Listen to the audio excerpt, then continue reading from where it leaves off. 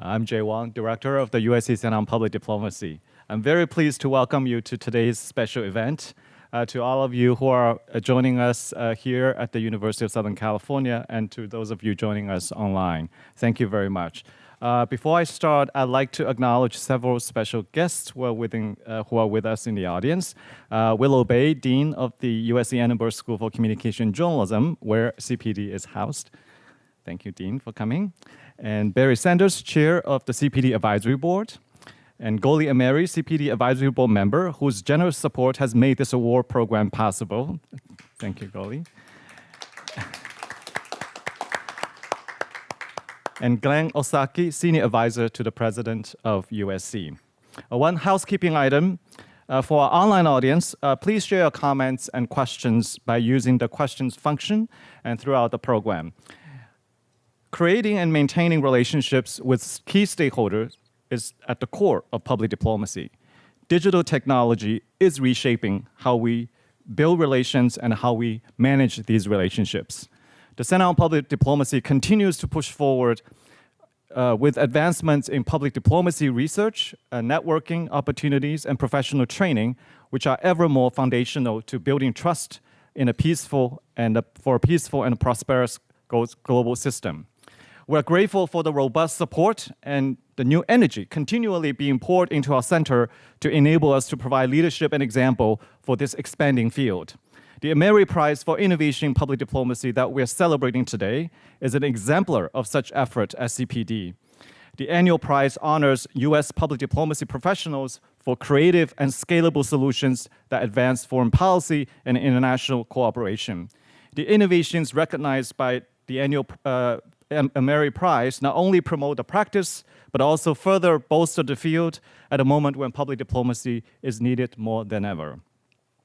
I would now like to invite the chair of CPD Advisory Board, Barry Sanders, to come up and announce this year's recipient of the Ameri Prize. Mr. Sanders practiced international corporate law at the global firm of Latham Watkins for nearly 4 decades. He is a leader. He is a champion of causes and institutions of civic pride in our Los Angeles community, from the arts and culture to parks and sports, LA Phil, LA Opera, the parks and recreation, and now to this burgeoning field of public diplomacy as well. So thank you, Barry, for your support, for your dedication. And please come here and announce the award winner. Thank you, Jay. It is indeed my honor and privilege to be able to announce this second Goli Ameri Prize. As Jay said, it's a prize for creativity and innovation in advancing public diplomacy, and especially where the innovation is one that's scalable, can be applied, and make a real difference. And in that respect, we have a wonderful award winner this year. And that award winner is Alice Spensley. Alice is now spokesperson and acting public affairs officer at the U.S. Embassy in Baku, Azerbaijan. But this award is for her work when she was deputy spokesperson for 3 years at the embassy in Beijing from 2017 to 2020. She's had a fine career in the Foreign Service where she has been posted to Taipei and Kathmandu, Shanghai, and even Washington, which was presumably the most difficult posting anyone could have. And we're delighted that she's spending this week with us as an interlude from her work far away in Baku. Before she was at the Department of State, she also had a swing through the world of finance and Wall Street. She was a Fulbright scholar in Yunnan in China. And she's someone who went to Kenyon College and has a wonderful degree and great loyalty to Kenyon, as well as to all these other tasks she's undertaken. The prize is for her work, as I said, in China, where she applied innovative social digital analytics to take our many platforms in social media that the State Department had already and make them so that they attracted literally 3 times as many users and an enormously greater amount of engagement. You understand that in China, 100 billion people are on social media. couldn't even imagine saying that number. 1 billion people on social media. So the impact of this was enormous. And it was increased, too, by the fact that this was all done during COVID. So people were locked up in their homes and engaging with the work that Alice Spenceley made available to them, and then also made understandable and scalable within the embassy and the 4 other consulates in China, because people could understand the interface between the work she'd done and what they could do and how they could, on their own, make it implemented after she'd left China and continue to reach so many people who otherwise couldn't have been reached or with whom they otherwise couldn't engage at any lengthy time. This is important work, and we are honored ourselves to be able to recognize it and give this honor to Alice Spenceley. So Alice, let me ask you to come up here and I'll give you our award. Let me ask you to join Goli Ameri. It's her generosity and her commitment to the field of public diplomacy that enable this to be called the Goli Ameri Prize. And I'd like to ask her to come up, speak with you, and join us up here. Thank you very much. First of all, Barry, thank you so much for chairing our advisory board.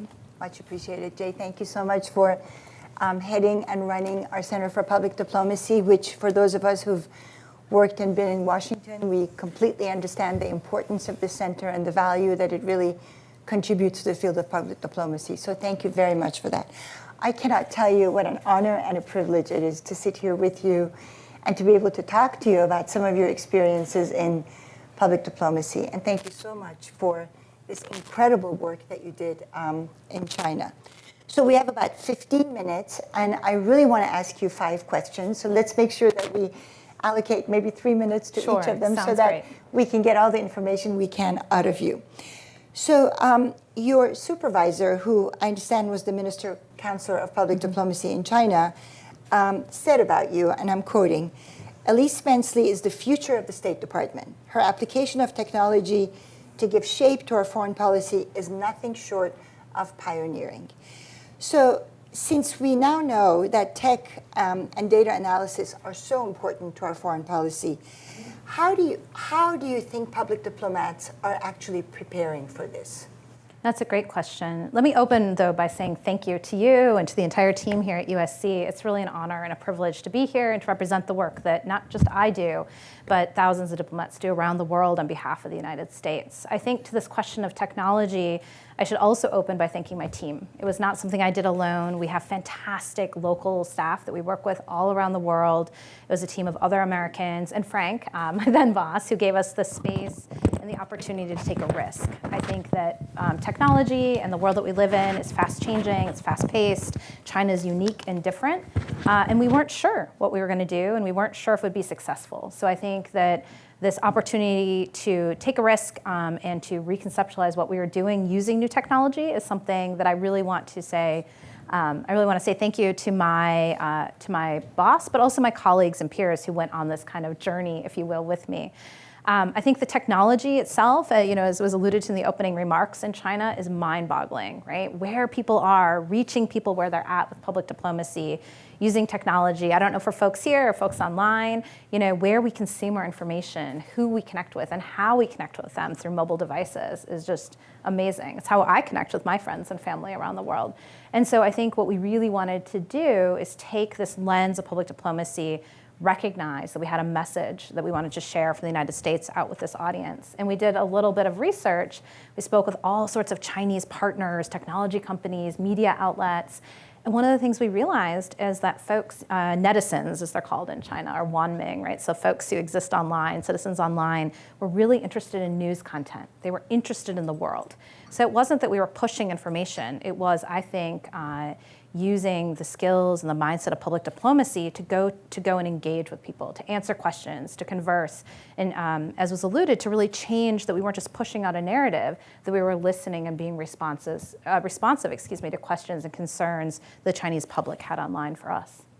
Very interesting. So I have a couple of follow-on questions to that, but before I do that, I also wanted to thank Willow Bay, the Dean of the Annenberg School of Communications, for joining us today and really for providing all the support that you have to this center. So we're very, very grateful. two questions, two follow-on questions to that. One is, what more do you, as a public diplomacy, foreign service officer, need in order to be able to leverage technology and data analysis more? And then my other question, which is related, is you talked about your team. Clearly, you empowered your team to test and to take risks. And you also worked with an outside analytics team. Those are big steps in the State Department. So I want to know how easy or difficult it was for you to do these. Let me start with the second question first, actually. I think the State Department, as an institution, of course, is a big bureaucracy, but within that, there are really motivated individuals who are here working on behalf of the American public for change and to tell America's story to the world. So whether it's a cultural exchange program in our Educational and Cultural Affairs Bureau, or whether it's our spokesperson who's at the podium answering questions from journalists around the world every day in our Global Public Affairs Bureau, these are the folks at home in Washington that are telling the story. So in the field, I think we have the best of both worlds. We get to be all of those folks. We get to work on educational exchanges, we get to work with local audiences and partners, and we get to take that wonderful work that GPA, so Public Affairs, is doing. And in fact, I think it's because of the talents and leadership of folks in DC that had started this Office of Analytics that we were able to reach back to them and to say, yes, we have 1 billion people here in China. Can you help support us to build out this new tool set? I also think that the question about technology and taking risks is very hard because in China, we also realized, I think we came from a spot where we had a local talented team, but we had to really do a lot of thinking and learning. The Chinese social media ecosystem is so different from that of the United States. So what worked in the United States and may have worked in another country did not and could not work in China. So I think that failure, if you will, that point of realization that these old ways weren't going to work and that we were put in a position where innovation was okay, was really important. In terms of the department, I do think that we were at a point where I hope that there's more resourcing to diplomacy, that there's acknowledgement that the work that my colleagues and diplomats do around the world is something that's important and valued. I also think it created a seat at the policy table for us. So it turned out, right, the policymakers in Washington were really interested as well in what the Chinese public thought. What do the Chinese public, how are they reacting to policies? What were we doing to do this? And I think that this question of technology by itself isn't enough. It's taking technology to this point about scalable solutions, but translating that technology so that the ambassador, so that a senior policy official, so that someone else can understand what it is you're doing. So just to give one basic example of this, long ago, maybe someone walked in, and they still do, I'll be very clear, all around the world, walk into American spaces and have an opportunity to engage with a speaker, an American diplomat, or use unfettered internet. But here, as we started this process pre-COVID, we could never have conceptualized of a world where people were locked in their homes. But we wanted to meet people where they were. And we wanted to answer questions about the US. So we used the technology that was there to, frankly, deploy our meager resources. We only had a few people that I was working with and 1 billion folks to talk to. How do we decide where to engage first? And we really, I think, to this question about what we need, we really took to heart this conceptual change in the State Department about an audience-first approach. Thinking about, it's not just the masses, if you will, online, but it's a real person or it's a real audience. It's a real chance to actually have a conversation and engage. We're not pushing information. We're listening. We're having a conversation. And we're able to then use these tools. And frankly, very basic tools. We started with Excel, and we started with, the Google suite of tools that folks are using. And then we built an interface that folks could use to manipulate that data and decide, where we should deploy. So very, basic stuff, right? If the ambassador is traveling to Xi'an, a city in central China, who cares most about that? Right? Folks in Xi'an. And so then we could go and sort and have a conversation with those folks who maybe normally wouldn't percolate up to the top of our engagement because we just wouldn't see them with the sheer numbers. So it's really, I think it's about the resourcing, it's about the support, and really about the support from the fantastic team in Beijing to take a risk and give us a chance to do this conceptually different work. Mm. So you just kind of gave me this thought to ask you another very relevant question to what you were just talking about. And in fact, I think this was a point that was made in the recommendation letter for you as well, is that your work impressed kind of other departments, other divisions, other organizations. And I want you to talk about that a little bit. And you also talked about the fact that, people in the State Department at the policymaking level literally started looking at the reaction of the Chinese people, which I'm going to sidetrack for a moment here. I'm from Iranian heritage, and clearly I'm very focused on what's going on in Iran. And one of the things that I often think about is we have not been paying enough attention within the mechanisms of the US government as to what the Iranian people say and want. It's sort of been a state-to-state relationship, unfortunately. So going back to the topic at hand, could you elaborate on that a little bit? Because I think that was one of the most, to me, one of the very unique parts of what you accomplished, Elise. Yeah, I think that's a good point. I think it actually speaks to the heart of public diplomacy, and then it's those people-to-people relationships, and that, of course, that leader-to-leader relationship is so important, and we work on those visits, and we tell those stories through official media, through social media. But it's an opportunity, to your point about, whether it's Iran or where I'm currently across the border in Azerbaijan, is this chance, though, to really consider public diplomacy in terms of how we tell America's story, not just to the leader, but to kind of an average person. And not that the person themselves is average, but what is it that that population is interested in, is engaging on? Where are these opportunities to tell stories? So when we think back to conceptually where we started and where we ended up, data is amazing, right? Data tells a story that sometimes contrary to where you think you start. Data tells a story that allows you, when you visualize it, to understand a problem set differently. Data allowed us to make an argument for other resources from the State Department in a resource-constrained environment to do these engagements. Telling this data story allowed us to work with the like-minded community in Beijing and convince others that this involvement with China was super important, that it's not disengagement, that it's this engagement. And I think that's truly the story of public diplomacy. Can you take a pulse of a people? Sure, maybe, but a lot of it may be anecdotal. But how can you engage and talk and listen and not just push? Or in terms of convincing others, we talked about the policy.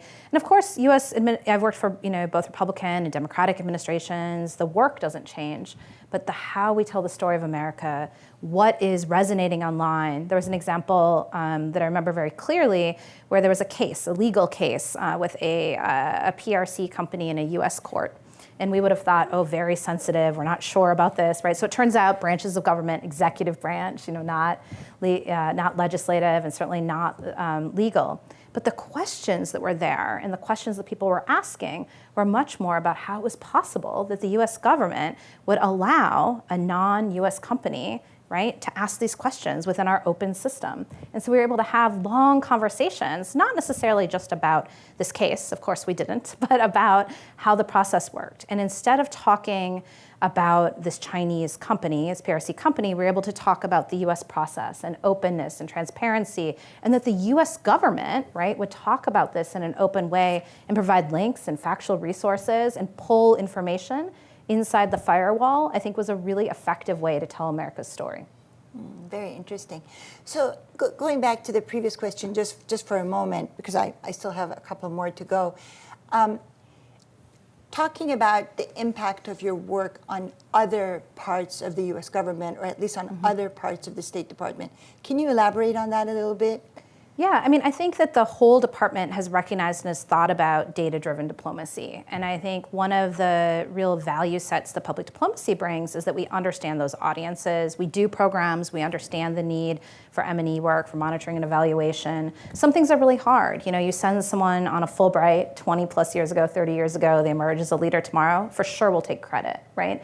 But how do you measure that? Whereas I think with engagement in the digital space and on social media, you have almost real-time feedback, and you have this ability, again, to think about who you're conversing with and who they're conversing with, right? So you can go kind of down this data rabbit hole of who you talk to and what's effective and what's not. But to do that, I'll be real honest, you have to take risks. And I really think, again, back to that team, the team is fantastic and had ideas and were able to listen and try things. It didn't always work, right? And sometimes some avenues in China were shut off to us. We weren't able to get an account on a platform, or we weren't able to verify, or we ran afoul of a censorship issue on something too sensitive.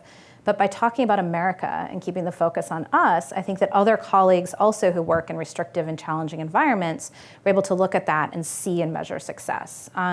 It's also something where I think if you deploy strategic planning, and I had wonderful bosses who were supportive of this and mentors throughout my career, that it's not just that day-to-day, right? You're not looking for who saw that post, but how do you measure over time, or how do you do that engagement? And I think that has really been an impactful way for colleagues to think about the work that we do, again, in a social media kind of very fast 24-hour news cycle, but it's not necessarily about that. It's about the same way that as a diplomat, you might build a relationship with a contact or a colleague or a news organization, you can build that same relationship with a person, out there on the internet.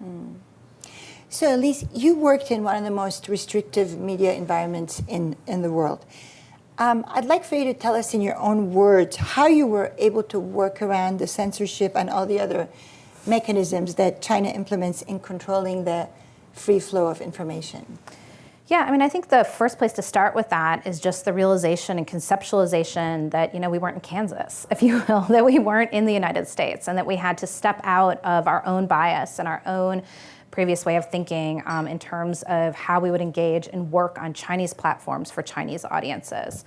I also think that we also have a Twitter account, for folks that aren't following the U.S. embassies around the world. We have fantastic content for foreign audiences, right? But who we're talking to is the audience in that country, typically some diaspora organizations too in language.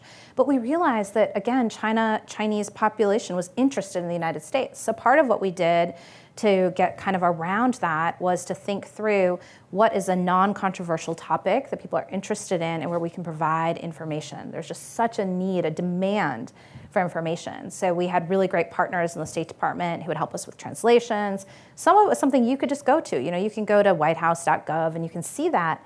But truly, what did the president say about China? And if you want to be able to read that in your own language from an unfettered source, as opposed to hearing about that from the nighttime news, right? We were offering this service. The other thing that we did, I think, in terms of censorship and content development is we really thought about, again, back to this, I think, public diplomacy lens of telling America's story. So we worked with partners, we worked with Chinese news outlets, we worked with PRC, social media companies.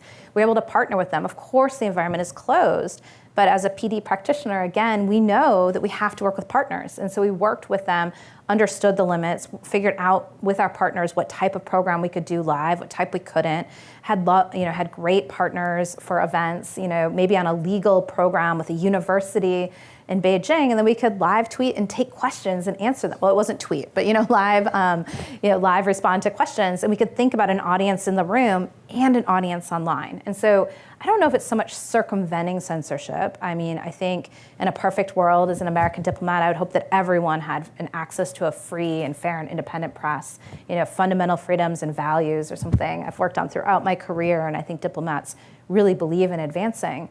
But I think you also have to meet audiences and people where they are. And so working in that constrained system to kind of look around corners and to try different ideas allowed us to be really successful. Mm-hmm. So I think this would be my last question, unless we have some more time. So basically, through your data-driven work, you opened a direct line of communications about U.S. values, priorities, policies, everything that you've been talking about. Can you kind of give us a quick summary of some of the responses and attitudes that you saw in China? Yeah, that's a great question. And I would also say, I built upon the work of everyone who was before me, right? So one of the nice things as Foreign Service officers is we rotate and we have this local staff who's there, but they had already opened these accounts. There have been brilliant, creative local staff or others that have tried, to get us the foothold or the toehold that we had. And I think that the response that surprised me personally was that we couldn't always predict what folks were interested in. Sometimes you think, here's this US policy, folks are really gonna react in a negative way, or you prep a principal, maybe, it's another example for an interview, right? You have a cabinet secretary, you're taking them to China Central TV, you're trying to think through what questions they might ask. Much better there, right? I could guess the questions from Central TV. But if you're doing that same principle and you're engaging with folks online, the variety of interests is just so different. And so I think what we learned most was to listen. And we would look at where people were engaged and what folks were interested in, and then we would answer those questions. And by the reactions, and there were some negative ones too. I think this is also the power of the United States. We would have US policies that folks in China really, really didn't like. But you know what? We allowed them to make those comments on our platforms. We didn't censor those comments. We didn't close comments to that. So I think by us modeling that too, that we were willing to listen, that we were willing to be criticized, that we were willing to engage on some of these things, that's not necessarily the world that they saw modeled in their own system. And I think that modeling of US freedoms and values and being responsive, being communicative, also speaks a lot to who we are as a people. Okay. I could ask one more question, but if we're out of time, I'm happy to stop. I'm actually personally very curious about this. So based on your experience and your dialogue with the people of China, do you think some of the current challenges that we're having internally, politically here, are they been taken advantage of in China in terms of kind of attacking U.S. democracy or not believing in U.S. democracy? That's a good question. I think that really the opportunity to serve around the world, that you get to realize that perception is reality and all politics are local, right? So this question of what appears real or what appears concerning to someone who is a young, professional in Shanghai or a mid-career professional in Baku or someone who's retired in Tehran are all very different and all could be looking at the same thing. I think the United States system is very complicated. It's very messy. We're very open, and to this point, one question that came up repeatedly in China, and so we were there during a couple of administrations. But during this administration, there was a question about how is it possible that this cabinet official can disagree with this other cabinet official? And at the time, it was quite public, right? It was on Twitter, as it turns out, right? But so again, there's access as information comes in. And sure, maybe the PRC would try to, showcase that as discord or the messiness of democracy. Well, democracy is messy, right? Sure. And so what we would do is think about how it is that we give voice and what does that mean? And we could talk about in the US system, sure, we actually have an NSC process or National Security Council process where the different agencies come advocate for their own positions. I mean, typically behind closed doors, and then you hear the outcome, but in this case, in a very public way. And that working for the State Department, there are times when we had a different policy position than our colleagues, and you know this too from your time, from the Treasury Department, or a different perspective from our colleagues maybe at HHS or some other US government bureaucracy. And so how do we come together to showcase that US government policy? And I think, China can certainly, or other countries can try to tell America's story. But I think instead, if we embrace it and we talk about our values, we talk about democracy, we explain how that system works. Today is, right, election day, and we're talking about elections all over the world. It's very complicated. Which election is most important today on a midterm? Depends on where you sit, right? Where you vote, what issue you care most about. And so by being able to tell those stories, and all over the world, I guarantee you, my peers, my colleagues, are telling America's story about elections. We brought foreign reporters to the United States. Delighted there's a reporter from Baku who's here, been covering elections in Arizona and North Carolina, or having a local watch party. I know the communication school here will have one. Right, but I don't think there's one story. I think there's a lot. The plurality of stories is really America's strength, and I think that's very hard for a country like China, to shut down completely. And so I think we lean into it. We use our public diplomacy to be authentic, to be who we are, to advance American values, but we do it in new and creative ways so that we're engaging not just with a senior policymaker, which is very important, but also with the people. Thank you so much, Elise. I think now we see why your supervisor said that you are the future of the State Department.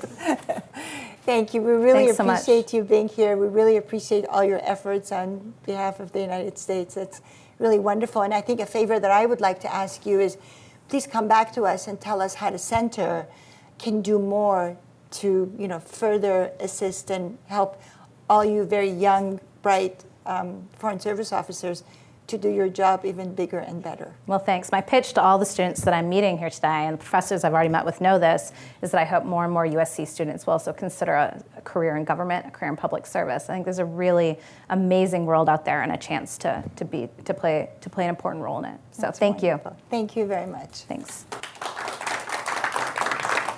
As we can see that, what Alice has shown us, digital imprints are everywhere on public diplomacy, right? And it's so multifaceted. We definitely need more energy put into, data analytics, creating a more agile system to pursue public diplomacy and certainly to upgrade the content-based engagement. To further our conversation on public diplomacy innovation, this next part of our program will explore why it is so important to invest in building and expanding useful storytelling capacity and how emerging platforms and tools create avenues for us to reimagine some of the long-standing practices in public diplomacy and what lies ahead in the metaverse for generating new opportunities in public diplomacy. And cultural innovations often start in artistic circles before they enter the mainstream. And we have a special guest with us to discuss some of these boundary-spanning issues surrounding the next generation of storytelling and interactivity. So I would like to invite our guest, David Van Eyssen, to come to the stage here. Yes. David is a recognized pioneer in new forms of art and entertainment. He was among the first to create high-quality and critically acclaimed dramatic series for the web, balancing the craft of filmmaking with the communications requirement of global brands. Working on the bleeding edge of expression technology, he is currently developing a large-scale art installation for XR platforms, involving a new visual grammar that merges volumetric and the linear media with game theory. So you explain what it's like. Yes. Right. His latest venture is Emotive, a concept and production studio creating emotional engagement in the metaverse. So, as I was reading your brief bio, and I wanted to use this term called multi-hyphenate career to describe your work.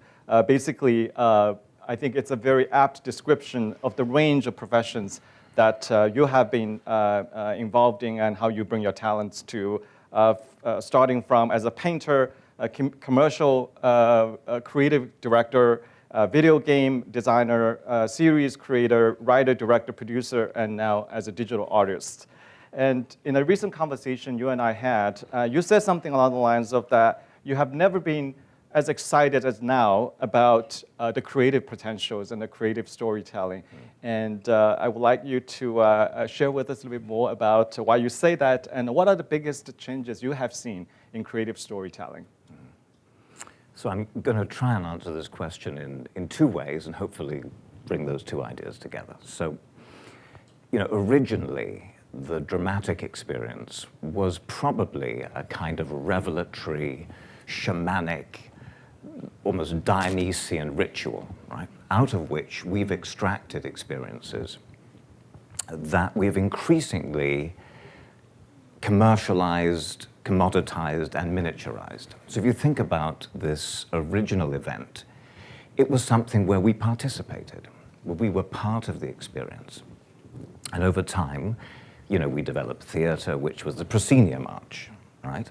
And then we developed television, which is a smaller rectangle. And then we developed, movies. And then we developed, finally, the little tiny phone on which we watch things today. That idea of the miniaturization of the experience also creates a distance for the user. And the original idea of theater, goes back to this sort of Greek concept of theama, which is the idea of a vision, that you would have this experience which purified you and transformed you. Well, as these experiences become more and more removed from us, we feel less connected to those things. Virtual reality does the reverse. It says you are in it. You're not looking at it.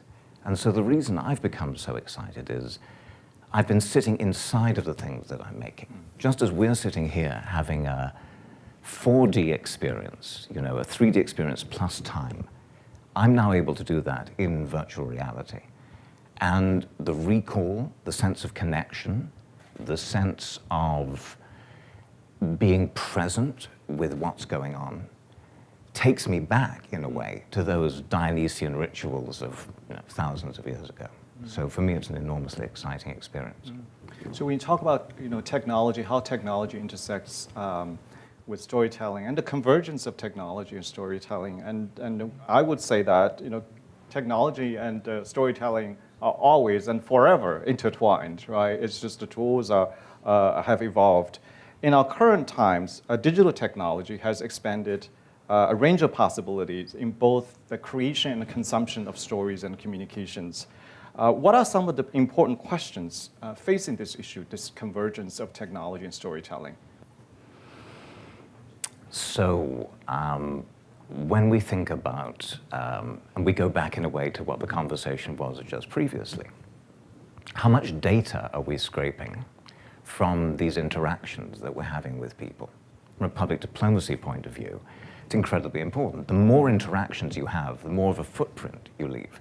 When you're online and you interact with something and you add a comment, you are making an indent into the data in maybe 2 or 3 ways. When you're interacting in a 4D environment, every step of the way, you're making a data imprint. How do you behave? What do you choose? How do you act? How do you perform? How do you communicate? So this convergence of technology is actually creating huge opportunities, on the data collection side and the idea of the modeling side. But it, at the same time, and conversely, produces a sense of freedom. So we've got this tension between how technology is working to capture information about us and potentially use that either for us or against us. Simultaneously, we have the sense that we're actually participating in something. And you're never more free than when you're in VR, because you can do anything, you can move anywhere, anything can happen to you. You're in a kind of liminal state. And so let's maybe take a look at some of your work. I was going to ask you about some of these visual inspirations and how, as you were talking about, technology is integrated in storytelling and how it in fact also engages our multiple senses increasingly as you talk about the VR or some of the newer platforms. So tell us a little bit about the objects and the environments that you have created. What are the visual inspirations coming from? Well, my personal interest is time and memory. I went through a period in my life where I had memory issues, and I began to analyze what in fact are we doing when we're recording memory. And it's the same question that we ask about perception. How do we stitch together information to form a coherent picture? What we're doing is extracting elements, and then the brain neurasthenically is creating this sensation of a real event. But in fact, there is no real event taking place. It's taking place in the mind. Everything that we're pulling together are simply strands of information which we tie together in our minds. That is a subject for me, because as memory deteriorated personally, I started to think about how do you stitch images together to create something new. So all of the pieces that I've worked on have really been interrogations of memory. And how do you, as I was saying earlier about the multiple senses that the work engages in, increasingly we see how we engage the sound, engage the ear, engage the eye, and even the touch, other senses in these new environments. Yes. Absolutely, when we're looking at something, this is an installation that's 136 feet wide by 53 feet high in downtown LA on the back of what was a hotel, it's a derelict building. People came to watch this, but of course it's a 3D experience. It's a 2D experience projected onto a 3D object. And when people came to experience it, they went directly towards the object, photographed themselves within it, because what they want to do is interact. You see, interactivity is the thing that's missing from the experience of looking. When we look, we're standing outside of the object. And so this draw towards how do we synthesize an experience comes from the idea that what we're really trying to do is to mix the senses together and to be participating in the experience ourselves. Again, this is the draw of VR. Yeah. So one may argue that the more we sort of inhabit in this virtual space, and the more we may even become interested, more aware of our physical spaces. And there is a process of kind of a discovery or rediscovery as we're exploring the virtual spaces. And so there is a greater sense of open-endedness within the to integrate the virtual spaces into our physical space experiences. And so how do we sort of connect these different experiences in creating stories?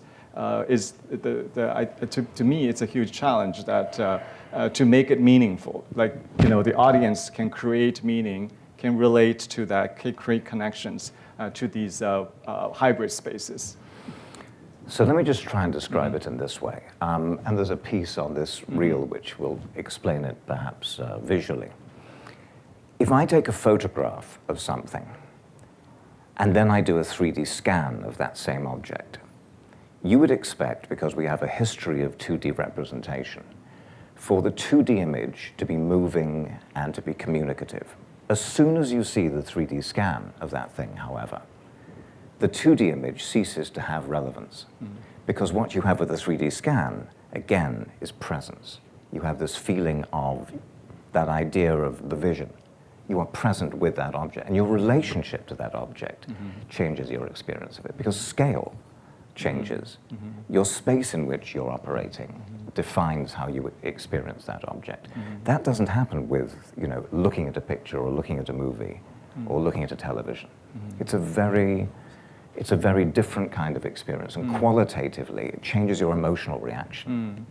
Just I actually was curious about, I was going to ask you, as we utilize more of these technologies in storytelling, how do we create these sentiments, feelings, right? This interior emotional life, how people connect with the objects or with other people, and how one may do it by providing a more personal context, so that the story can be more engaging and people can connect with the story better. So look, the fundamental difference, and the reason game theory is so important in the design of the metaverse, is that you're not sitting back to be told a story. You're actually engaging in the story itself.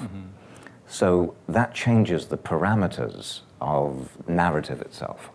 And instead of having the expectation that someone is going to pass information to you, you now have this urgency to discover and to unlock. And this is a sort of game theory-based experience which draws you closer to the object. The emotional experience comes, and I believe that the metaverse must become an emotional environment for it to function. It can't just be cryptocurrency, it can't just be technology. There has to be emotional engagement in the metaverse. That part of what we're trying to create, I think, comes from the sense that you are confronting the object. So in the case of something like this is a scan done in a particular way by me to illustrate the gaps and the patchiness of recollection and time. But if you stand in front of that object, you have no authorship. You're looking at a window, right? But when I produce the scan of it, you have a mediated experience, which I can make you stand in front of again. The sense of confrontation that you have with that object now is far greater than I could create by doing a painting or by making a film of that same subject. It's now something that you relate to directly. Well, what does all this have to do with public diplomacy work, right? So, but if we think about public diplomacy work, it is about storytelling, and it is about communication, and storytelling is the sine qua non of communication. Let's just suppose, for instance, one of a pretty standard public diplomacy activity is to host an arts exhibit or a cultural exhibit at the ambassador's residence, for instance. It's a very site-specific activity. And so based on what we've just discussing, I'm just wondering what your thoughts on how the convergence of using technology to tell stories, to tell a better story of this very site-specific activity in cultural diplomacy.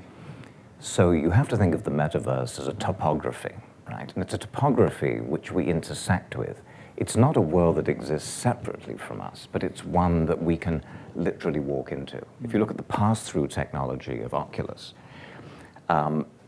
you're able to see the world around you, but you're also able to walk into, through a kind of gateway, the metaverse. The metaverse is around us, effectively, with XR technology. So in an exhibition, you could have screens, you can have projectors, you can have all kinds of things. But you also have the metaverse sitting there right on the edge of the show itself.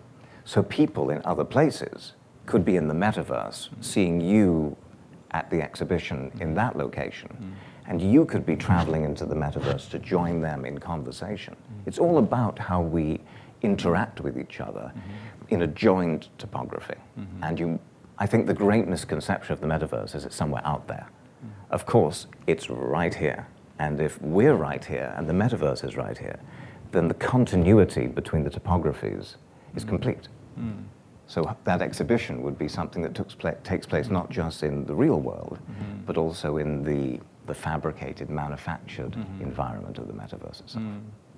Now, can I resist asking you sort of a similar question about how do we do a Fulbright program, for instance, in the metaverse? So what does that mean? You know, Fulbright program, these exchange programs. Yeah. What does Fulbright look like in the metaverse?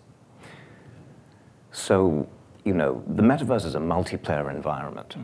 And when you have an exchange program and you go to another city or another country and you live with a family or you spend time at another university or you engage with these other people, there may be an exchange where somebody else goes to another country and does the same thing. But you don't get to do the same thing in the same place. What the metaverse offers is an environment where we can experience something together. That simultaneity, I think, of experience is something that Fulbright particularly would benefit from. Because if you're in the metaverse with other people, then it's not as though you have to travel, and you of course can travel to another place, but there is a joined space within which you can communicate. And perhaps post-Fulbright, that joined space becomes an area of dialogue and discourse, which you feel naturally wedded to because you've had this other experience. It's an extension of the real world. And how feasible it is actually to create such a environment to extend the Fulbright experience? How difficult is it to do? How easy it is or how difficult it is? I mean, listen, I'm working on things that I never thought I would be able to make. And the designers I'm working with, you know, their jaws drop when we actually make things because we're making things for the first time. So the fact is we have tools and technology at our disposal to do things that have never been done before. So Fulbright, of course, could be created anew. It could be reborn, probably more easily than you would imagine, because this is a process of unpacking a black box, and everybody who unpacks it seems to discover something in it that they hadn't imagined was there in the first place. Any questions from our audience as we discuss? Yes, please. So my area of research always deals with the corporeal aspects and the effectiveness of corporeal, being an architect, delving into public diplomacy.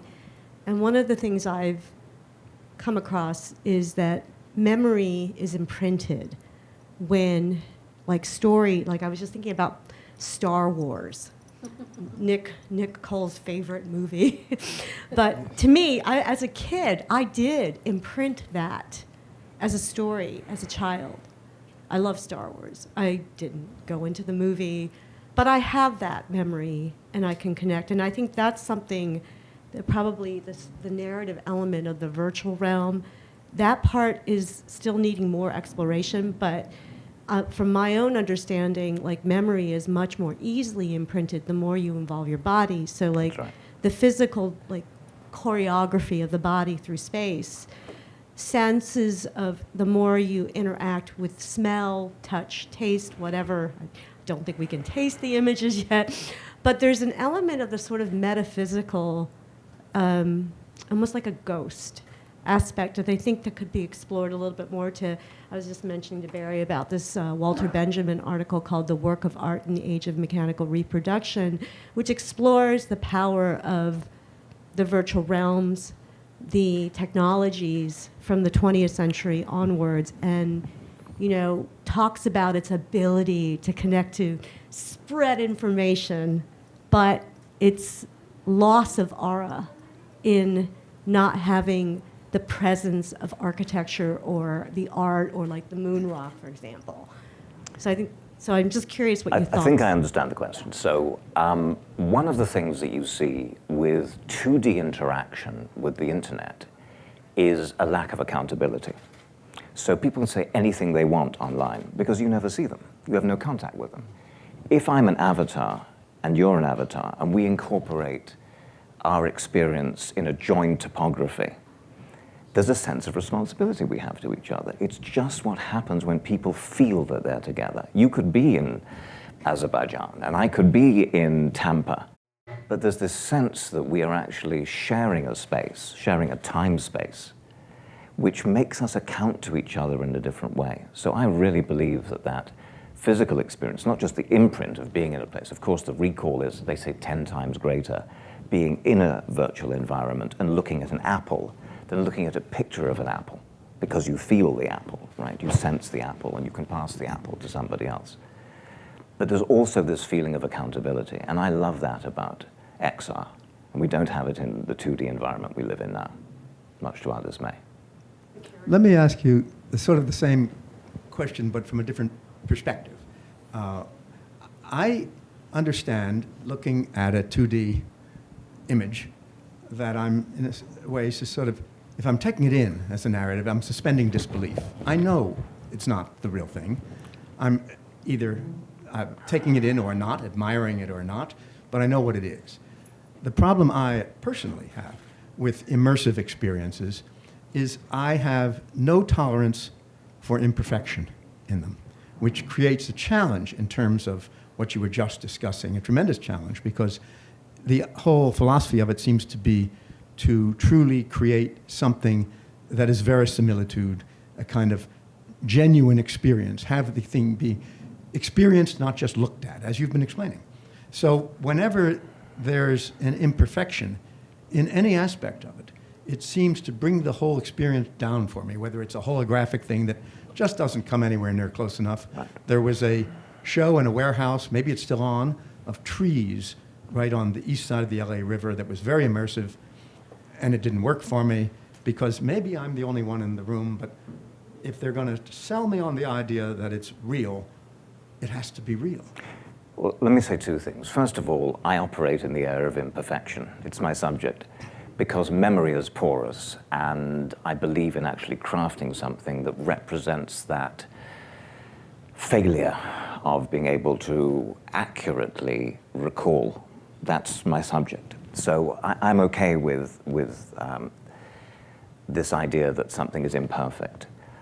But on the other hand, one of the things that happens in VR, and it's different from an immersive experience where you're looking at screens, is you accept that in fact you're looking at an optical resolution which is below that which we are looking at each other. It's below that we're looking at a 4K television set. But it feels more real.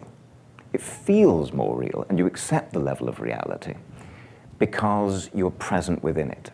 So I think perhaps the imperfections that you sensed were because you were looking at something.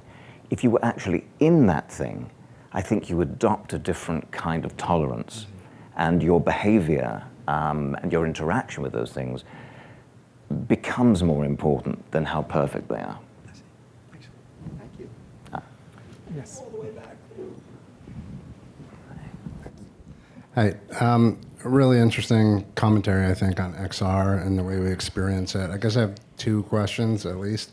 But one is just about digital identity. I mean, especially from like the nation-state perspective, just in the sense of, you have these countries, like, I don't know, well, or places like Dubai or Bahamas that are creating actual official residencies or embassies, and like, what's the point of that, or where do you see that going, and how does digital identity, what do you think will happen with that? And just generally, do you have any thoughts on what, like, I think just from my experiences with VR have been really mind-blowing, but it's a really short, typically, experience. There's not really a great killer app yet, and so if you have any thoughts on what that might look like. Yeah, so, I mean, well, the CIA has a website, right? And the reason it has a website is to be able to communicate to the rest of the world.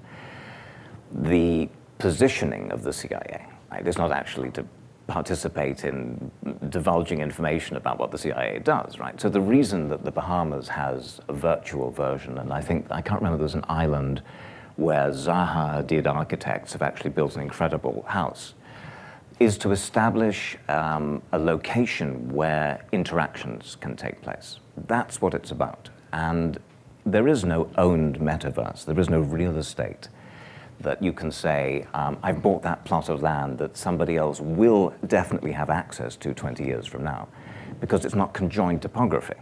It's everybody setting up different topographies all over the place. That's a little bit like having different websites throughout the internet. And I was very involved in broadband right at the beginning. And everything felt very, very separate.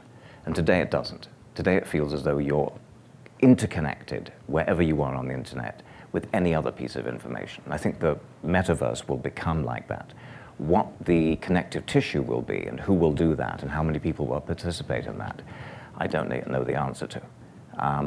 But I think your second question was about the killer app, right? So I think virtual reality is the killer app.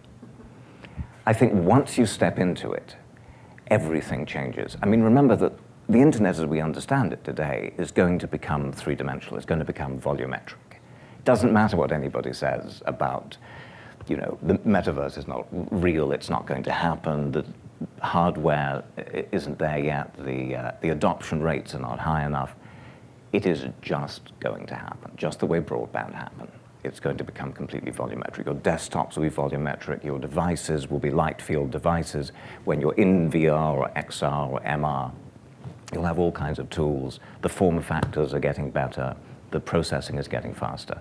So I think it actually is the killer app itself. What I make inside of that is, again, these emotional experiences, these things which you would see in the real world, or have, you'd read a piece of poetry or you'd watch a movie. I want to make the equivalent of that volumetrically. Thank you. Very interesting conversation. Thank you very much. So I want to go back to public diplomacy for a moment. And let's agree that public diplomacy is all about informing, engaging, and influencing foreign audiences. So one of the issues with public diplomacy, which is what we've often talked about at the center, is, at least from a United States perspective, we don't necessarily always do it on a scalable fashion, which is why the work of people like Elise is so important, because you have an art exhibit and it kind of belongs, to the 60s. Only a handful of people watch it, and in the metrics of really engaging large audiences kind of falls by the wayside. But you are a master of storytelling. So my question to you is, what are some of the ways where we can really reach out to foreign audiences in a storytelling kind of way? Because the way Russia and China unfortunately do it is they use technology to mess up our elections. That's kind of how they reach out to foreign audiences. That's in a way, their version of public diplomacy. So I just want to hear from you as an outsider to this field. How would you go about scaling up this practice? So, I think what you want to be able to do with technology, which is the reverse of what you expect to do with technology, is to humanize. When we humanize the technological experience, it becomes incredibly powerful. If you think about streaming, which has partially humanized broadband, where people are having emotional experiences on the internet. And when I started on the internet, those things didn't exist at all. The fact that people are watching Squid Game all over the world, a Korean piece of programming that becomes the biggest show in the United States, that is public diplomacy. So cultural diplomacy is public diplomacy. What could we create online which foreign powers would allow their people to have access to? I can't say, because that's the way that if they're going to shut down the internet, they're going to shut down the metaverse too, and your portal to the metaverse will be limited to to your own local version of this thing, but assuming the metaverse is big enough at this moment and young enough to accommodate full transaction interaction with other cultures, and in the case of something like Iran, I would create some sort of a interactive experience where people could participate in something dramatic that took these ideas and showed them either as art pieces or as dramatic, almost immersive movie-like experiences that people could engage with and then engage with each other. Because when I grew up in the punk era, and the most important thing was, if you got an album, you would share that with somebody else and you would talk about it. People don't talk about music in the way that we did. We talked about the album covers, we talked about the art, we talked about the fashion. Having something in common that you can talk about, for me, is the heart of cultural diplomacy. And when we don't have anything in common, how do we talk? How do we have that conversation? So I would create things online, and I would create things in the metaverse that provoke that kind of interaction. And I would use the subject matter, for instance, of what's happening in Iran right now, and I would make art pieces about that subject, and I would invite people into the metaverse to talk about it. I don't care what side they're on. It doesn't matter. You can have, you can have people who want to repress that in that environment too. Because now you're in an environment like the one we're in, where we can talk to each other honestly, and we're protected. Nobody can do anything to anybody else. But we have this sense of being partnered in space and time. We don't have that at the moment, unfortunately. Yeah. So my question was about something you were saying with the sort of fire images of knowing that that piece of connection, if people would walk right up and take a photo and have that interactive element. And I was wondering if you had any thoughts on sort of from a game theory perspective or any of those pieces of what is that piece of connectivity and sort of creating that buy-in when the metaverse is just everywhere. There'll be so many options. So how do you get people to be willing to have that buy-in to an emotional experience, to an experience of building connection across cultures when they could so easily just, go for the fluff that maybe won't provide them that emotional deepness. So what are those ways that you can sort of incentivize or find the things that people will want to immediately go up and take that photo or have that buy-in immediately? So I don't think you can legislate connectivity, human connectivity, emotional connectivity. I think you can only speak your own truth. And when you speak about something that you have been through directly, and in my case, I was very ill for 4 years. And that experience took me to an understanding of my own mortality, or caused me to face that. When I talk about that in my work, people immediately understand that it's not a synthetic piece of art that's being created. It's being created directly out of my life's experience. I think if we speak from that part of ourselves that's absolutely true, then people respond. People see it, people sense it. And for me, I think the metaverse is an incredible place in which to speak the truth. Well, David, thank you very much for this mind-expanding conversation. Obviously, we all agree that we're living in a very audience-centric information environment, and it is about how we fulfill people's experiences. And whether it's online, whether it's virtual, whether it's combined, and that will give people meaning, give people connections. And I think we talk a little bit about what might be the metaverse, what that means for public diplomacy. And my biggest takeaway is that this conversation really calls for more experimentation in public diplomacy practices. And I hope that we'll continue with this discussion. And I think our Ameri Prize is a perfect platform for us to explore these very different ideas and how we can take public diplomacy to the next level and offer fresh perspectives to the practice. So thank you very much. And thank you all for joining us. And we look forward to seeing you in future programs.